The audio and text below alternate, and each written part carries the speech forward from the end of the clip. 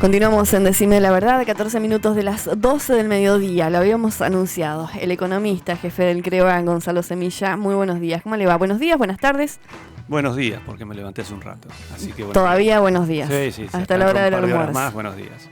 Bueno, buenos días, buena semana, ¿se puede decir? Buenos días. La semana pasada, cada vez que me llamaban, como bien decías antes, ¿Se decía buenos días? Yo decía buenos días, ¿cómo están? Bien, bien, pero en realidad no era para estar ni para decir buenos días ni bien, bien. Bien preocupados estábamos. Bien preocupados, todos. Sí. Por suerte se vino el fin de semana y nos deja respirar un poco. Sí, el viernes, básicamente. El viernes se relajó un poquito, lo cual... Es como que se estabilizó algo. Vino más que bien, porque que el dólar se haya tranquilizado un poco, que el Banco Central no haya licitado la cantidad de dólares que tenía pronosticado, que era 625 millones o algo por el estilo, y fueron 200 y pico, fue suficiente con un tercio. Y que las acciones argentinas en Estados Unidos hayan remontado un 30%. Un 30% es importante, pero el día anterior había caído un 30%. Es decir, para que se recuperen debieran subir de 80-100% el valor de las acciones. De todas formas, fue un día mucho más relajado y con menos nerviosismo que la semana anterior, que digamos que los días anteriores. Acá, como siempre digo, es casi minuto a minuto. Mirar a largo plazo es como estamos todos muertos, como decía Keynes. Cuestión que por allí, si uno se remonta, no mucho tiempo atrás, porque no más de, ¿cuánto? 2 meses, 3 meses, no, era casi imprevisible. Sí, era impensado, porque, y creo que a muchos de nosotros nos agarró de sorpresa, salvo, digamos, que yo creo que fue sobre fines de abril que comienza a regir el impuesto a la renta financiera, que lo hemos hablado en otro programa. El dólar estaba, creo, 20 pesos, si no me equivoco, y los primeros días de mayo se fue a 24, 25, escaló a 29. Que nos espantábamos con un dólar a 30 pesos. Aquella persona que dijo, me perdí de comprar dólares a 20, ahora a 24, no los compro porque es carísimo. Después se fue a 29, cayó un poquito a 28 y dijo, no, ni loco, compro un dólar tan caro. Y se fue a 34, después a 42 y quedó en 37. Es decir, la volatilidad del dólar fue abismal. Creo que nos dio un buen sopapo a cada uno de nosotros. Y creo que tiene que ver también con esta palabra que venimos mencionando, que es desconfianza. Exacto, es decir, desconfianza la no creencia del mercado. El mercado tanto interno como externo. Y además, esa desconfianza es el factor común de lo que ocurre adentro y afuera. Seguro. Y también estamos dentro de un set muy grande de países emergentes que los movimientos de tipo de cambio de esas economías también nos impactan a nosotros. Yo creo que en algún momento, la semana pasada, le echábamos o mirábamos de reojo a Turquía y decíamos, estos turcos nos están complicando porque devalúan y nos arrastran a nosotros. Y yo creo que los turcos miércoles y jueves nos miraron a nosotros y dijeron, estos argentinos que nos están arrastrando a nosotros. Ahora, hay varias preguntas que se me ocurre para hacerte todas juntas, Gonzalo. En principio, esto que vos decías de los mercados. La desconfianza de los mercados, que claramente obedece a una falta de un plan de acción concreta, realizable, seria, hecha por técnicos del gobierno, como para saber qué es lo que van a hacer, no solamente a corto plazo, sino a largo plazo también. Y además explicarle a la gente a qué se debe porque por allí la gente no está tan familiarizada con que el dólar, por qué está a 38, por qué se fue a 42, por qué baja. O sea, ¿a qué obedece puntualmente?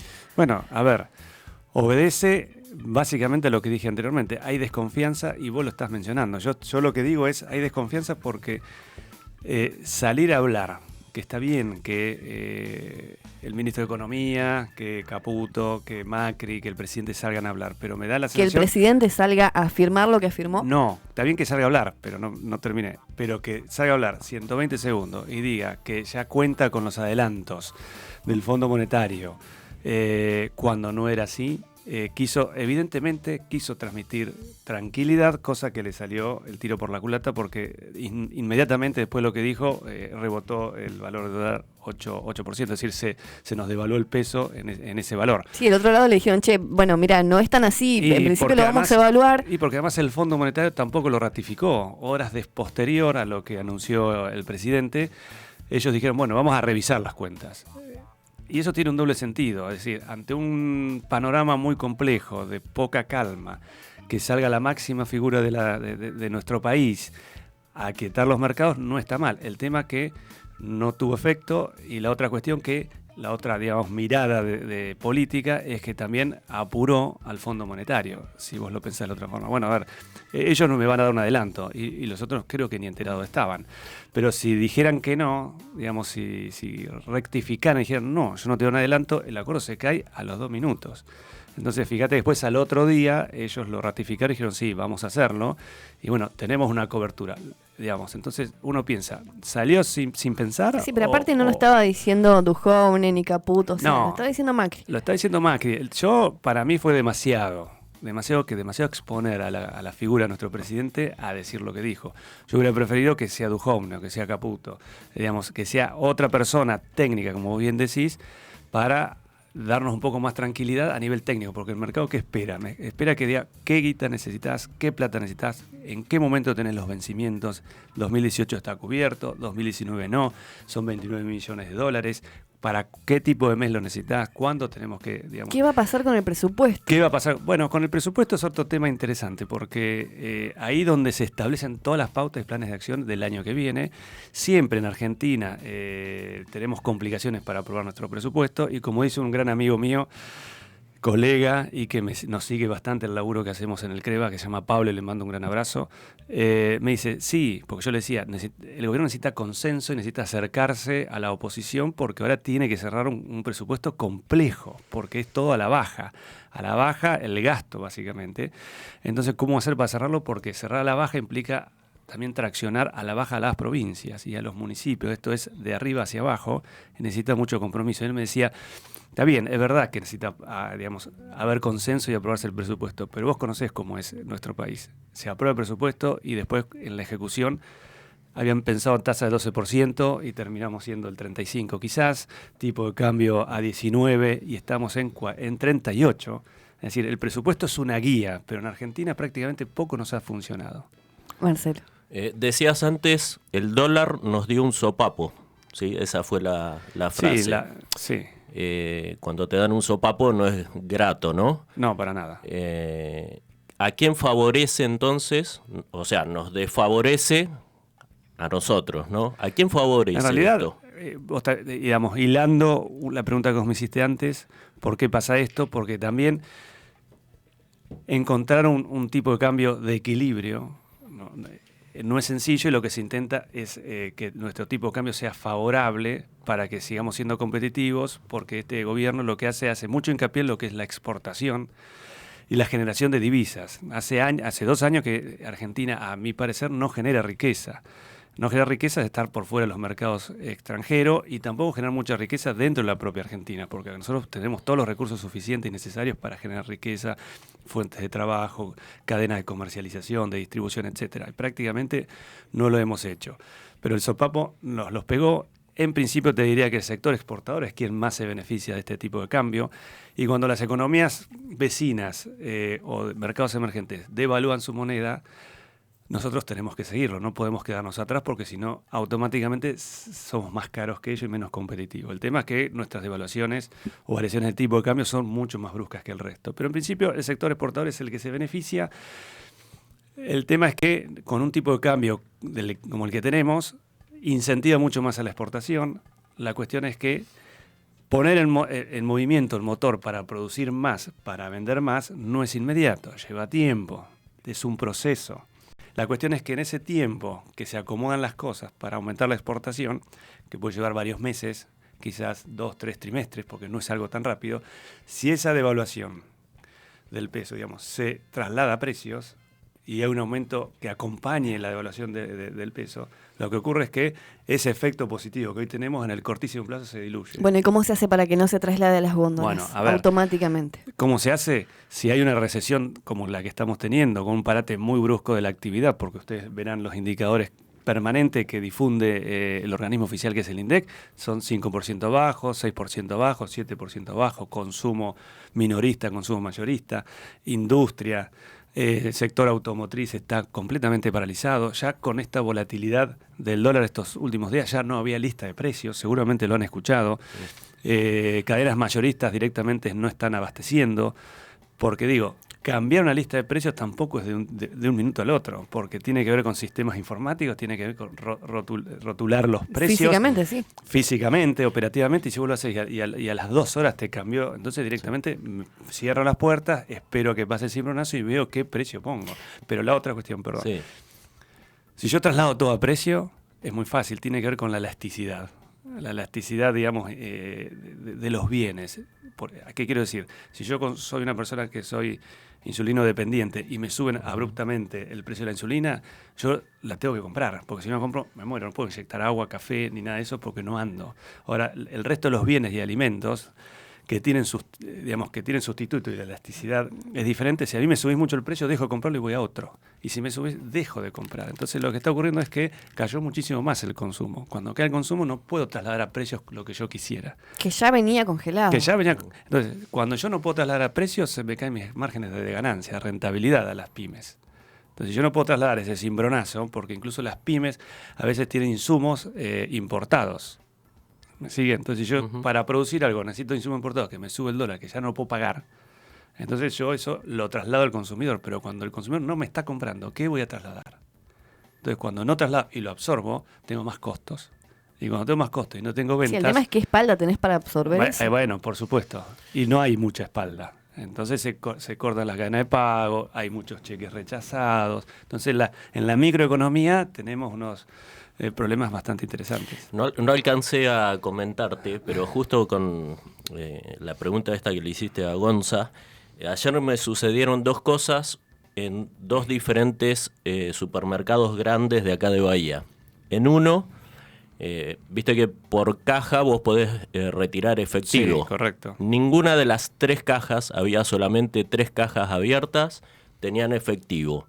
Y en el otro me sorprendió encontrar a los repositores preguntándose a ver si remarcaban en ese momento o esperaban a la apertura del dólar. Bueno, es así. Y después, a ver, digamos, hay comercios, hay pymes que tienen insumos importados y son los que no saben bien qué hacer. Después hay otros sectores que no trabajan con insumos importados, sino completamente nacionales. No tendrían, en principio, algún impacto negativo con respecto a la escala del dólar. Sin embargo, se suman también a remarcar precios. Me siguen, digamos. Hay gente que se suma a la bola de nieve por las dudas, porque eso tiene que ver, digamos, atrás de la desconfianza tiene que ver con las expectativas. Nosotros en economía manejamos mucho la cuestión de expectativas porque se supone que el agente económico es racional, toma decisiones racionalmente y nos demuestra muchas veces que el ser humano es lo más irracional que existe. Y las expectativas es, bueno, si yo creo que el dólar va a seguir subiendo, prefiero comprarlo a 38, porque el que compra a 38, que para mí es carísimo, ¿por qué compra 38? Porque su expectativa es que el dólar va a seguir a 42 el día siguiente y compra 38. Cuando estaba a 20 y sube a 24, dijo, ni loco compro 24. Pero después se va, digamos, lo va llevando la corriente y ya no pensás. Por eso son, digamos, decisiones irracionales. Se vas. Y hablando de expectativas, ¿qué expectativas podemos tener para lo que resta? Tenemos 3 meses prácticamente para cerrar el año y el año que viene, que tampoco es un año cualquiera, es un año de elecciones. Sí. Bueno, a ver, lo que nosotros estamos esperando... Digamos, es ciencia ficción, ya sé, marzo de 2019. Que el viernes se haya descomprimido un poco el mercado, ya es interesante, porque nos da un poquito de respiro. No podemos cantar victoria, ni mucho menos, porque ya nos pasó en julio y principio de agosto que veníamos muy bien. Pero ¿qué es lo que podemos esperar la semana que viene? Estamos todo el mundo esperando el paquete de medidas que está elaborando el gobierno, que va a ser incluido en el presupuesto. Duhovne va a estar viajando, digamos, a Washington y se va a estar juntando con la gente del Fondo Monetario el martes que viene. Es decir, necesitamos un espaldarazo del fondo. Ya está, ya firmamos con el fondo. No podemos criticar más la firma. Ya está, es lo que tenemos. Ya va a haber un adelanto, pero ese adelanto, esa flexibilidad que el fondo nos permite, por un lado, por otro lado, es más restrictivo. Es decir, está bien, yo te voy a adelantar, o vas a tener disponibilidad de los desembolsos del 2021 y 22 al 2019, perdón, 2020 y 21 al 2019 para cubrir tu déficit, pero ahora el déficit fiscal primario, antes de intereses de la deuda, no va a ser 1.3% del PIB, sino va a ser 0, o lo más cercano a 0. Es decir, yo te doy, pero ahora tenés que trabajar mucho más duro. Entonces, en ese sentido, hoy están trabajando, ¿qué es? ¿Qué pasa con el gasto público? Bueno, no queda otra que hay que bajarlo mucho más bruscamente de lo que se estimaba, pero lo que necesitamos nosotros es que nos diga dónde se va a bajar, qué es lo que se va a tocar.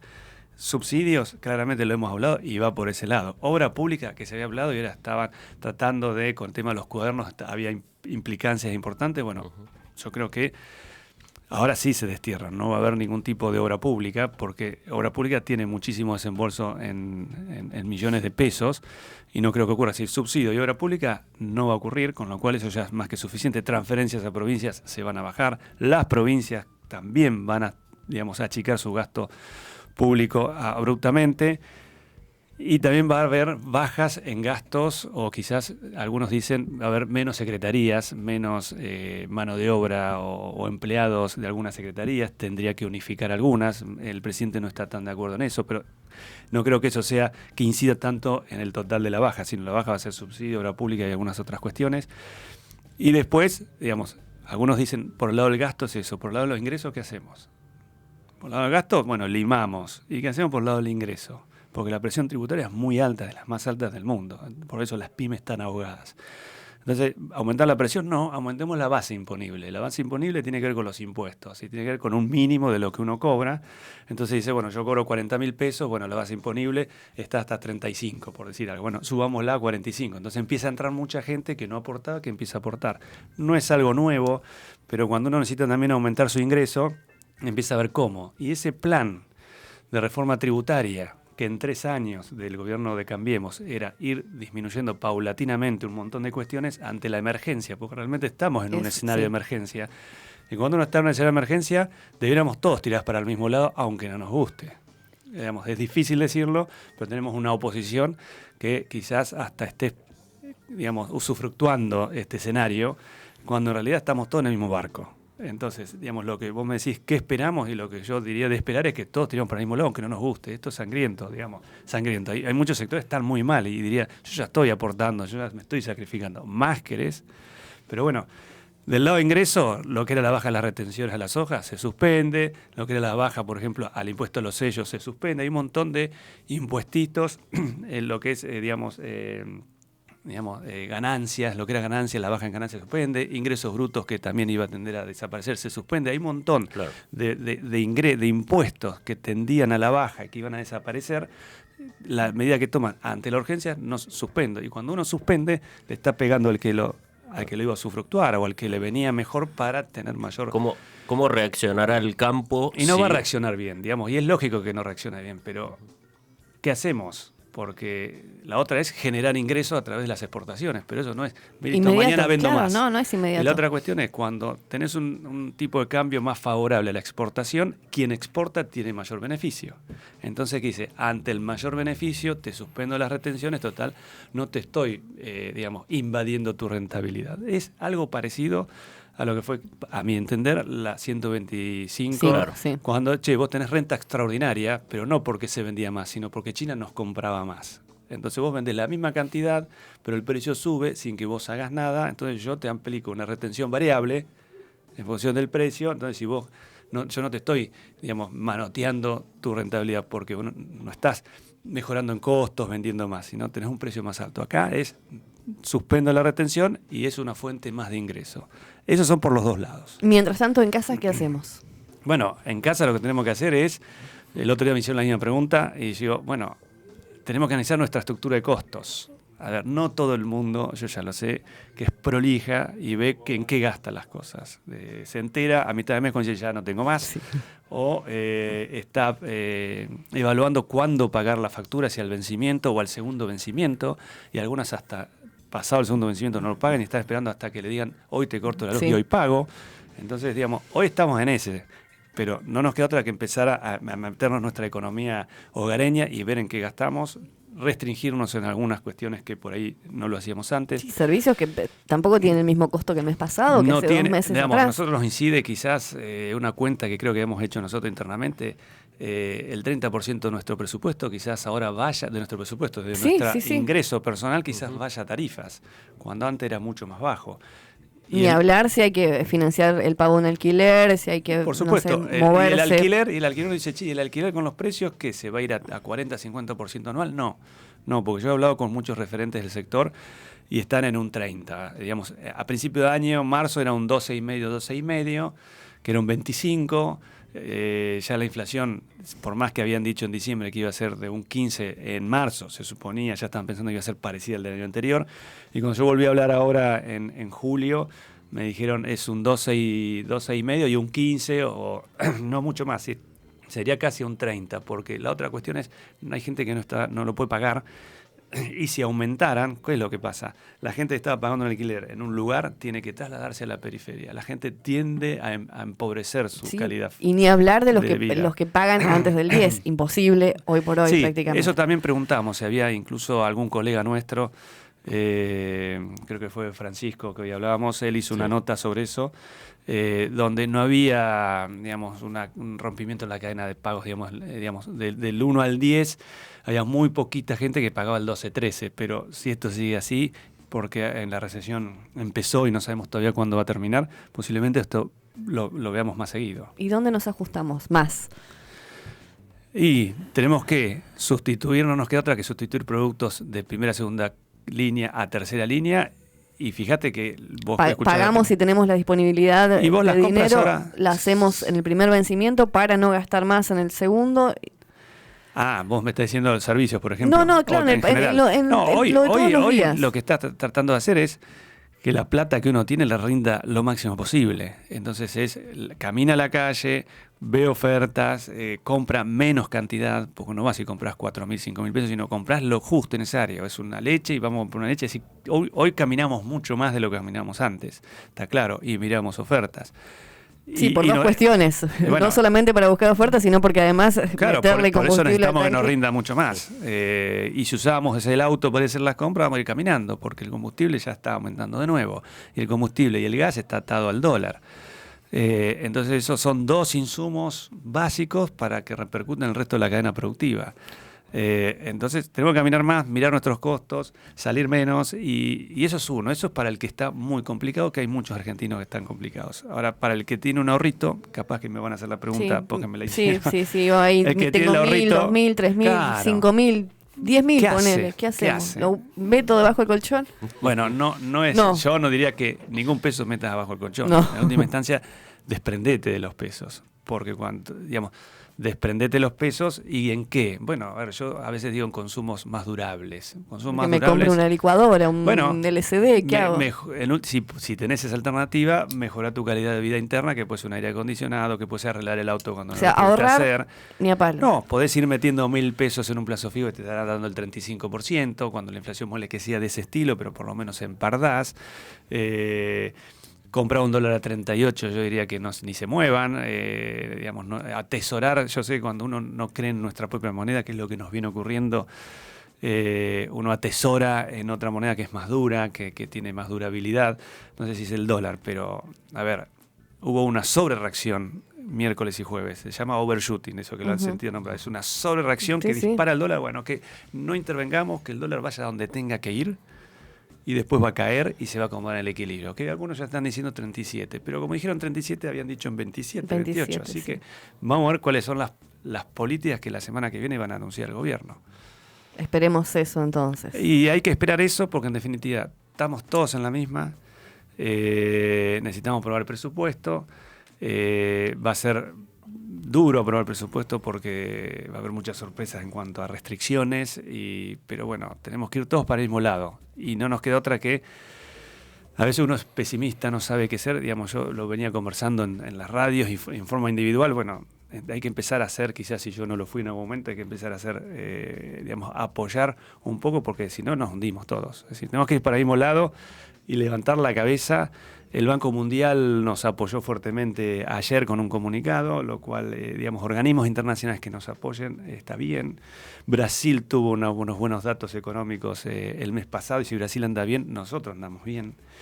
Y que no se peleen más los grandes economías internacionales porque nos impacta a nosotros. Y que los turcos se dejen de complicarnos la vida. No, ni los turcos ni los norteamericanos, que han tendido de que vino Trump, ha tendido al proteccionismo absoluto, al nacionalismo de toda su producción, y hoy es una locomotora. Y si cierra sus puertas y aumenta sus aranceles de importación a China, a Turquía y al resto de los países, digamos, esto arrastra todo. Ellos no están en crisis económica, pero sus pequeños movimientos nos empiojan bastante a nosotros. Seguro. Gonzalo Semilla, muchísimas gracias. No, gracias a ustedes dos. El jefe del CREVA. Esperemos no llamarlo tan seguido. No, me gusta. Decíamos, abríamos la ventana y aparecía Semilla esta semana. Sí, me volvieron loco, pero contento con todos, porque en definitiva está bien que piensen en el trabajo que hacemos nosotros y está bien comunicarle a la población. Llevar un poco de claridad y de intentar, tranquilidad por lo menos, también. En la medida no que sé se si pueda. tienen algún tema, algún feedback digamos, de la audiencia o a ver si la idea es que se entienda. Muchísimas gracias. Gracias a ustedes.